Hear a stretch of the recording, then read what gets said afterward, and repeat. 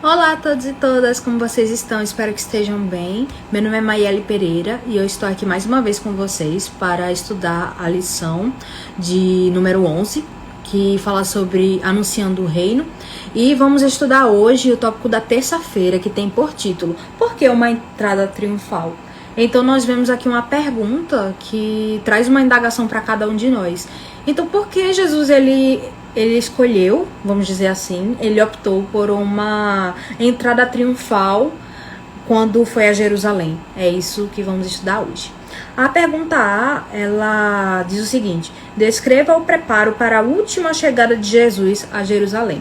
Então, quando Jesus ele foi de fato a Jerusalém naquele período, era uma ocasião de grandes festas e de grandes festividades naquele local. Então havia pessoas de várias localidades, às vezes pessoas que inclusive não moravam em Jerusalém, mas que iam até lá para adorar a Deus e enfim, elas se uniam ali naquele local com o intuito de adoração. E Jesus e seus discípulos, eles estavam ali se dirigindo, a Jerusalém. E essa história é narrada em Marcos capítulo 11, versículos 1 a 10. E eu gostaria de ler para o entendimento de todos. É falado que: e logo que se aproximaram de Jerusalém, de Betfagé e de Betânia, junto ao Monte das Oliveiras, enviou Jesus 2 de seus discípulos e disse-lhes: ide à aldeia que está defronte de vós, e logo que ali entrardes, encontrareis preso um jumentinho sobre o qual ainda não montou homem algum. Soltai-o e trazei-me. E se alguém vos disser: por que fazeis isso? Dizei-lhe que o Senhor precisa dele, e logo deixará trazer para aqui. E foram e encontraram um jumentinho preso fora da porta, entre 2 caminhos, e o soltaram. E alguns do que ali estavam lhe disseram: que fazeis soltando o jumentinho? Eles, porém, disseram-lhe como Jesus lhes havia mandado, e os deixaram ir. E levaram o jumentinho a Jesus, e lançaram sobre ele suas vestes, e assentou-se sobre ele. Muitos estendiam suas vestes pelo caminho, e outros cortavam ramos de árvores, e os espalhavam pelo caminho. E aqueles que iam adiante, e os que seguiam, clamavam, dizendo: Hosana, bendito o que vem em nome do Senhor. Bendito o reino de vosso pai, Davi, que vem em nome do Senhor. Hosana nas alturas. São versículos um pouco longos, mas que narram de fato a experiência que Jesus ele proporcionou, ele teve ali ao chegar em Jerusalém. E quando vemos uma entrada diferenciada, porque até então Jesus ele tinha optado por uma entrada não tão triunfal assim. Ele queria o máximo, em um determinado período de tempo, Jesus ele queria ocultar o fato dele ser o Messias. Ele queria que as pessoas não soubessem disso no primeiro momento. Houve ocasiões de que demônios disseram ali a sua natureza real, e ele mandou que aqueles demônios estivessem em silêncio. Mas naquela ocasião específica foi totalmente o oposto. Ele estava naquele jumentinho montado e as pessoas clamaram Hosana e o chamaram de bendito que estava ali em nome do Senhor. Então isso pode gerar uma dúvida, pode alguém perguntar: ora, mas se Jesus anteriormente ele queria estar escondido, por que naquele momento ele foi com glória ali para Jerusalém? E por isso tem até a pergunta B, que ela fala um pouco: que profecias do Antigo Testamento foram cumpridas em Cristo ao permitir-se ser recebido como rei? Ou seja, isso mostra a conexão do Novo Testamento com o Antigo Testamento. Há pessoas que apenas consideram o Novo Testamento e se orgulham até em dizer que nunca leram o Antigo Testamento e que é um livro que elas não gostam de ler, exceto o livro de Salmos, às vezes Provérbios e Gênesis um pouquinho, mas outros livros são livros que às vezes as pessoas não costumam ler. Entretanto, quando lemos principalmente Isaías e Zacarias, nós percebemos que há de fato uma conexão entre o Novo Testamento e o Antigo Testamento, e que se é algo que você não entenda, é muito importante dar uma leitura, ter uma leitura profunda, fazer orações e enquanto lê o Antigo Testamento, porque há muitas passagens que elas predizem a vinda do Messias, que é Jesus.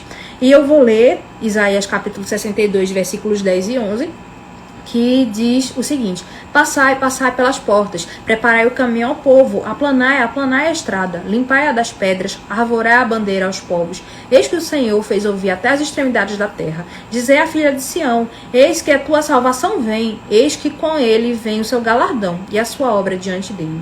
E outro versículo que se encontra em Zacarias, capítulo 9, versículo 9, diz: alegra-te muito, ó filha de Sião, exulta, ó filha de Jerusalém. Eis que teu rei virá a ti, justo e salvador, pobre e montado sobre o jumentinho, sobre um asninho, filho de jumenta. Ou seja, nós vemos principalmente que Zacarias ele é muito expositivo ao falar a forma que o filho do homem viria. No caso, explicando sobre o asno, o filho da jumenta, e ele estava montado no jumentinho e ele iria para Jerusalém. E foi assim que Jesus ele se manifestou diante do povo. E a pergunta C: de que modo o povo reagiu ao evento e como isso afetou o futuro de Jesus? Em Mateus, capítulo 21, versículo 10, nós lemos que, e entrando em Jerusalém, toda a cidade se alvoroçou, dizendo: quem é este? E já Lucas, ele complementa esse pensamento, perguntando: e disseram-lhe dentre a multidão alguns dos fariseus: mestre, repreende os teus discípulos. Então nós vemos que, de fato, Jesus ele adotou uma postura totalmente diferente, e isso trouxe reação para o povo que o observava, que eles perguntavam quem era essa pessoa. Algumas pessoas conheciam Jesus e seus milagres, mas ele entrou de uma forma tão triunfal, tão, vamos dizer assim, exuberante, que algumas outras pessoas que por acaso não conheciam ou conheciam um lado de Jesus mais preservado, ficaram se perguntando quem era aquela pessoa. E enquanto isso, os fariseus ficaram numa oposição ainda maior a Jesus. E tem uma parte da nota que se encontra em Desejado de Todas as Nações, que fala que nunca em sua vida terrena Jesus permitiu tal demonstração. Ele previa claramente o resultado. Isso o levaria à cruz. Então, fazendo até um breve resumo, nós vemos que Jesus ele se permitiu ter esse contato com o povo, porque estava descrito em profecias, e era uma forma de mostrar as profecias se cumprindo, e isso trouxe reações diversas nas pessoas que ali estavam. Enquanto uns o adoraram pelo calor do momento, outros o reconheciam, como é dito até aqui, e fala que os que um dia foram cegos são os primeiros a abrir caminho naquela bela procissão. Aquele a quem ressuscitou conduz o animal que está sentado. Os outrora surdos e mudos, com ouvidos abertos e línguas destravadas, ajudam a ampliar os alegres hosanas.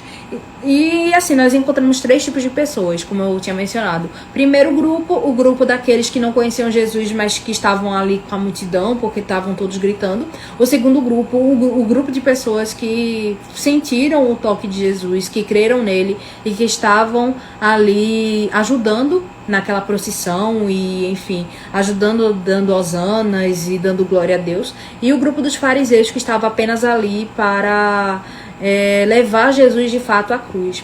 Isso leva-nos a uma reflexão. Em que grupo nós estamos? Em que grupo eu estou? Será que eu estou no grupo das pessoas que sentiu o toque de Jesus e estou dando glória, estou agradecendo publicamente por tudo que ele tem feito? Será que eu sou parte daquele grupo que apenas está ali para estar ali no calor do momento, por causa da emoção, porque aquela cerimônia é bonita, eu nem conheço a pessoa, mas eu quero aproveitar a festa? Ou será que eu sou aquela pessoa que apenas observo e sinto ódio de tudo? Então fica como reflexão para nós, que Deus possa nos ajudar, que possamos sempre pensar muito e ter ações que nos permitam ter comunhão com Deus e que nos permitam também sentir o toque do seu Espírito Santo em nossas vidas.